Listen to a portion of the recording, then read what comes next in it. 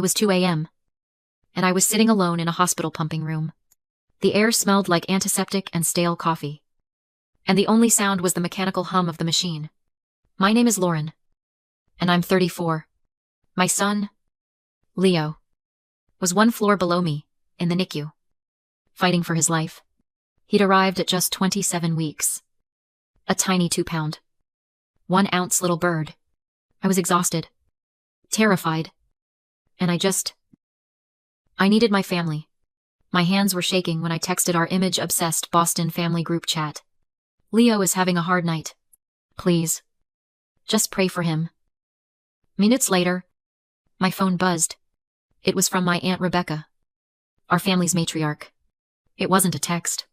It was a photo of her, smiling in a ball gown on a stage, perfectly posed. The caption read, "So proud to represent our family at the Children's Hospital Foundation Gala #GivingBack. Have you ever had your deepest crisis ignored? Or worse, used as a photo op by the people who were supposed to care the most? Let me know your story in the comments." That picture, it wasn't just a disconnected take reply. It was a message. It was a symptom of my entire life with them. See, in my family, we weren't just a family. We were an institution. An old money Boston name. Obsessed with pedigree, philanthropy, and above all, the image. Our lives were run from the immaculate, mahogany-paneled office of the Family Foundation, and its unofficial CEO was my Aunt Rebecca. Rebecca, my mother's older sister, had taken charge after my mom passed.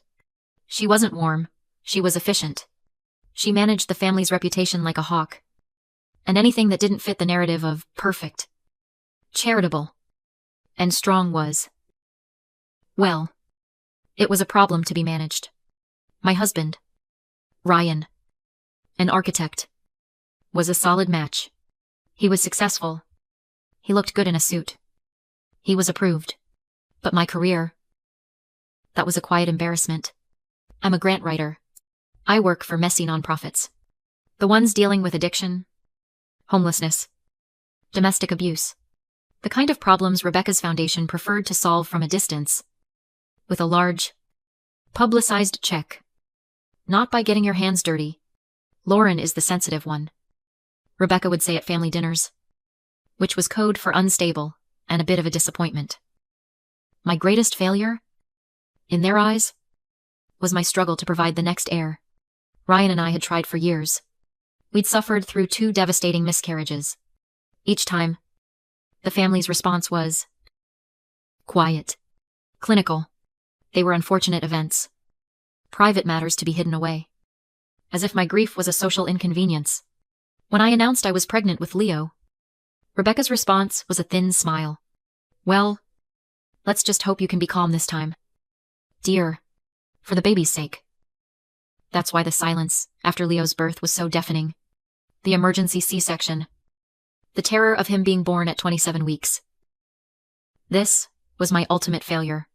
It was messy. It was dramatic. It was everything our family was not supposed to be. And that picture from Rebecca wasn't just an oversight. It was a statement. I am at a gala, projecting our family's strength. You are in a hospital, projecting weakness. Get yourself under control. I knew, in that moment, I was completely and utterly on my own. Those first few weeks turned into 5 agonizing weeks of total isolation. My world shrank to the size of Leo's incubator. The NICU is a foreign planet. It has its own language, its own gravity. You learn to speak in grams and milliliters. You learn to read the heart monitor, to know which alarms mean he's just forgetting to breathe and which ones mean run. Leo was so small, just 2 pounds and 1 ounce. His skin was like paper. I would sit by his incubator for 12 hours a day, reading him books I was supposed to be reading in his nursery at home. And the silence from my family was deafening. I would send updates to the group chat. Leo gained 20 grams today. He's off the ventilator and on CPAP. My father, Richard, would send back a single thumbs up emoji. My stepmother, Brenda, nothing. Ryan was my rock. But he had to go back to work to keep our insurance. He'd come in the evenings, exhausted, and we'd sit by Leo's incubator holding hands. Two ghosts in a machine. The only real support I had was from strangers. In the pumping room, I met other mothers living the same nightmare. We were a broken, exhausted, little sorority. We formed our own text group. We celebrated when one baby finally took a bottle. We cried when another had a setback. These women, these strangers, they became my real family. One afternoon, I was scrolling social media during a rare break, and I saw it. A picture posted by a cousin. My father, my stepmother, Aunt Rebecca, all of them, laughing, clinking glasses at a Sunday polo match. The caption read, "Wonderful family day." It felt like a punch to the stomach.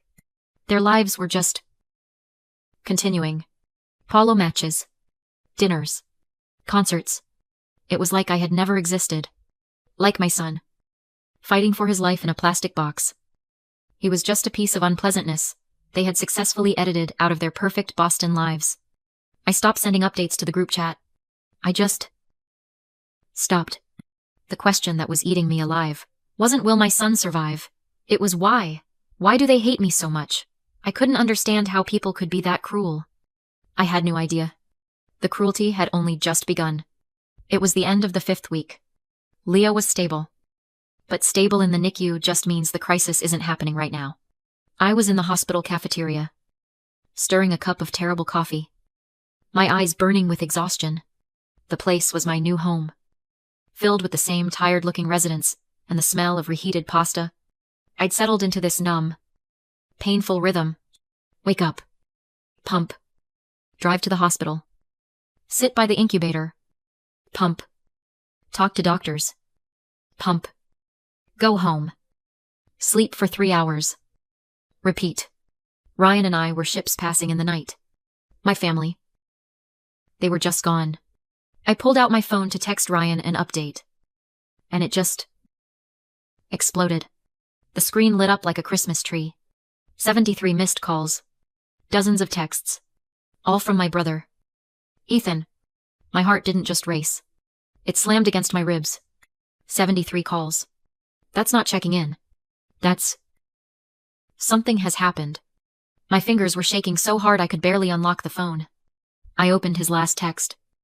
Sent just seconds before. All caps. Lauren.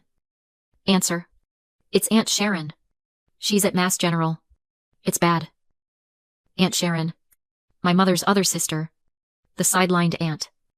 The one Rebecca always pushed to the side. The world went sideways. I ran out of the cafeteria. My half-eaten sandwich forgotten. And called him. He picked up on the first ring. Lauren, where have you been? I've been calling for hours. His voice was tight. Frantic. He's a journalist. He's never frantic. I'm here. Ethan. I'm at the hospital. My phone was on silent. What's wrong? What happened to Aunt Sharon? There was a heavy pause. The sound of a hospital PA system in the background of his call. She had a massive stroke this morning. He said, his voice cracking. It's bad. Lauren, they don't know if she's going to make it. I leaned against the wall, the cold tile pressing into my back. Oh my God. Is anyone with her? Everyone is here. Ethan said. That's why I'm calling. Everyone's at Mass General. Dad. Brenda. Rebecca. Everyone. And? Look. Dad is asking why you aren't here. He's really hurt. You haven't come. I couldn't process the words. It felt like he was speaking a different language. A bitter, cold laugh just escaped my throat. It sounded like a bark. He's hurt. He's hurt that I'm not there. Lauren. What? Yeah, your aunt is. Ethan. I cut him off. My voice dangerously quiet. Where has he been? Where has any of them been? No one has been here. For 5 weeks. I have a son in the NICU. And not one person has come. Not Dad. Not Brenda. Not Rebecca. No one. Not a call. Not a visit. Nothing. The silence on the other end of the line was absolute. I could just hear him breathing. Processing what he finally said. His voice completely changed. The panic was gone, replaced by a cold, sharp confusion. What are you talking about? That? That can't be right. It is. Ethan. I've been alone. But. Lauren. Aunt Rebecca told us she's been coordinating meals for you. She said she's been visiting you. Sitting with Leo so you could rest. She said. She said you were completely overwhelmed and told everyone you wanted 0 visitors. She said she was handling everything. Ethan came to the NICU the next day. He's a journalist. So he's trained to be skeptical. To dig. But when he stood over Leo's incubator, all of that melted away. I watched him scrub his arms raw for 3 full minutes. Just like the nurses tell you to. He looked terrified, to even breathe near his nephew. Oh. Lauren. He whispered. Just looking at this tiny 2-pound fighter. He's perfect. I can't believe. He couldn't finish the sentence. He just reached one finger through the porthole of the incubator and gently touched Leo's foot. After a few minutes, I led him to the gray, windowless family room. I talked to Dad, he said, his voice flat and hard. The journalist was back. I went to their house last night after leaving Mass General. I asked him point blank. I just waited. It's so much worse than we thought. Lauren. This wasn't just, Lauren needs privacy. She went scorched earth. I didn't understand. What did she do? Ethan.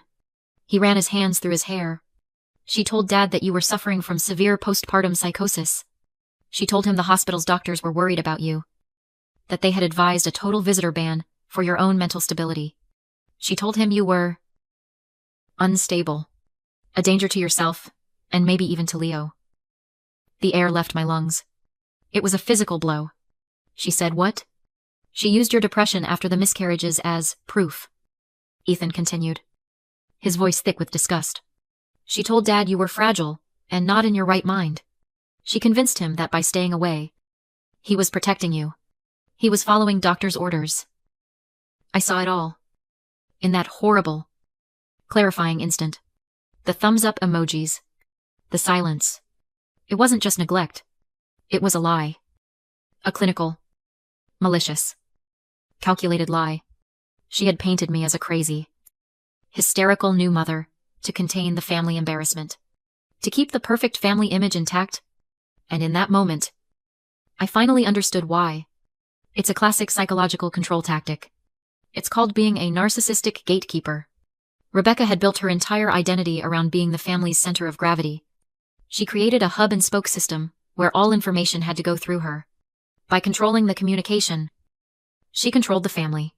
She didn't just isolate me, she isolated everyone from me. It wasn't enough for me to be the sensitive one. She had to paint me as the unstable one. Because that reinforced her own position as the stable, capable matriarch. It wasn't just jealousy. It was a cold, systematic move to maintain power. She was protecting the foundation. The family name. My suffering wasn't a tragedy to her. It was a liability. She's been gaslighting our entire family for years, Ethan said, as if reading my mind. I never saw it until now. I looked at my brother, and the fog of grief and confusion I'd been in for 5 weeks finally cleared.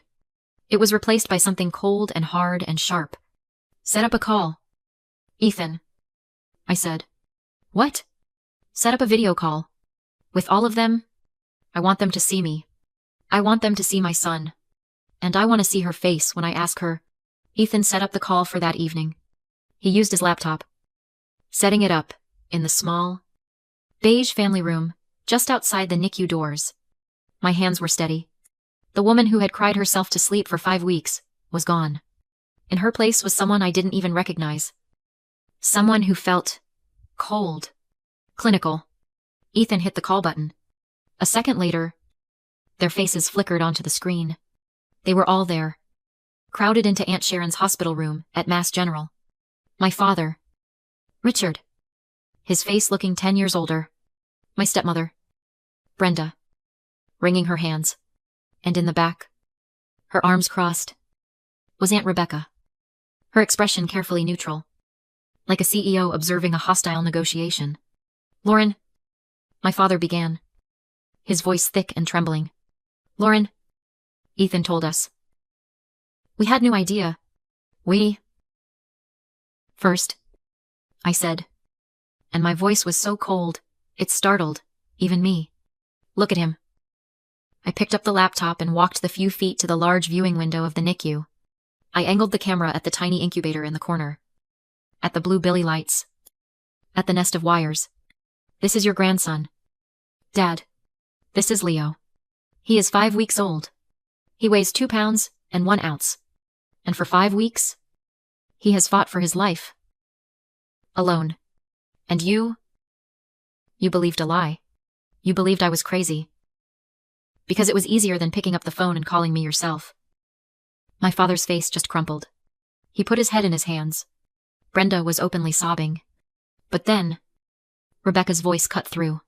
Sharp. Impatient. And angry. Lauren. You are being hysterical. She snapped. This is exactly the kind of drama we were trying to avoid. You were unstable. You are unstable. We were respecting the doctor's wishes. The doctor's wishes, I said, turning the camera back to my own face. Or your wishes.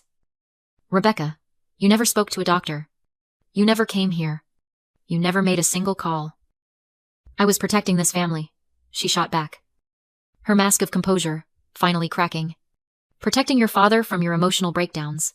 Someone had to manage the situation. Manage? I almost laughed. Is that what you were doing at the Children's Hospital Gala? Was that managing the situation? Tell me.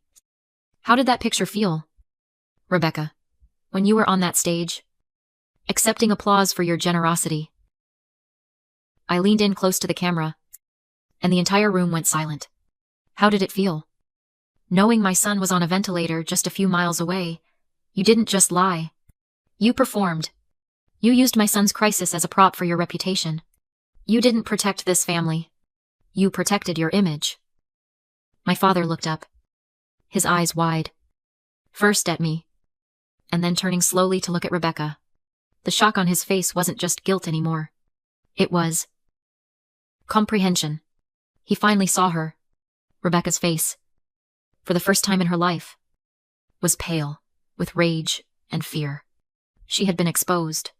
She opened her mouth, but nothing came out. She was silenced. And in that silence, I finally had all the peace I needed. I reached over and ended the call. The aftermath of that call wasn't loud. It was a deafening, heavy silence. The next morning, my father, Richard, and my stepmother, Brenda, were waiting outside the NICU doors when I arrived. They looked broken. My father, who I had only ever seen in a crisp suit, looked like he hadn't slept in days. His eyes were red. Lauren, he started, his voice thick. We came to meet our grandson. There were no excuses. No justifications. Just a deep, profound shame. I nodded once, and led them to the sink. They scrubbed their arms for 3 full minutes, just like Ethan had. I watched my father, this powerful Boston figure, stand over Leo's incubator. And for the first time, I saw the man. Not the image. He was just a grandfather, full of regret. He's beautiful. Lauren, Brenda whispered, tears streaming down her face. He's perfect. It wasn't a fix. It wasn't forgiveness. Not yet. But it was a start. Our relationship will be built on truth from now on. I told them later. Not on image. Or it won't be built at all. My father just nodded, his eyes never leaving Leo. After 10 long, grueling weeks, Leo came home. He was still tiny, barely 5 pounds. But he was a fighter.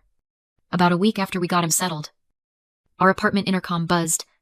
It was Aunt Rebecca. She hadn't called. She hadn't texted. She just appeared. Lauren, darling, buzz me in. Her voice crackled through the speaker. I have a little something for Leo's trust fund. From the foundation.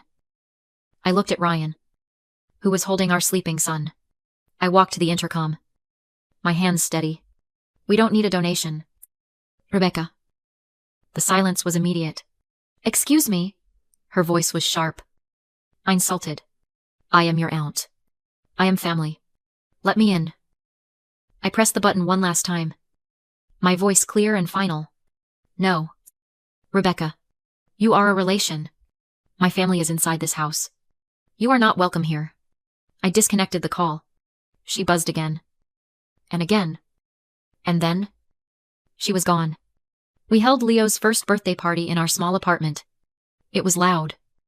And messy. And full of love. My brother, Ethan, was there, holding Leo up like a trophy.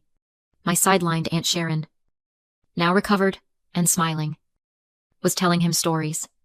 My 3 NICU mom friends, the women who had become my sisters in that sterile, terrifying place, were there with their own miracle babies. And my father and Brenda were there. They weren't holding court like they used to. They were just there, present, quiet. My father was on the floor, helping Leo unwrap a gift. I looked around at this group, this patchwork of people, and I realized what I had learned. We're all taught that family is an unconditional obligation, that blood is everything. But it's not an obligation. It's a title. It's a title that has to be earned. Through love. And respect. And action. Walking away from a toxic blood relation isn't an act of failure. It's not abandonment. It's a courageous act of self-preservation. It's the moment you finally decide that you and your new little family deserve peace more than you deserve that pain. Have you ever had to redefine what family means to you? Who is your chosen family that showed up when it mattered most? Please share your experiences in the comments below.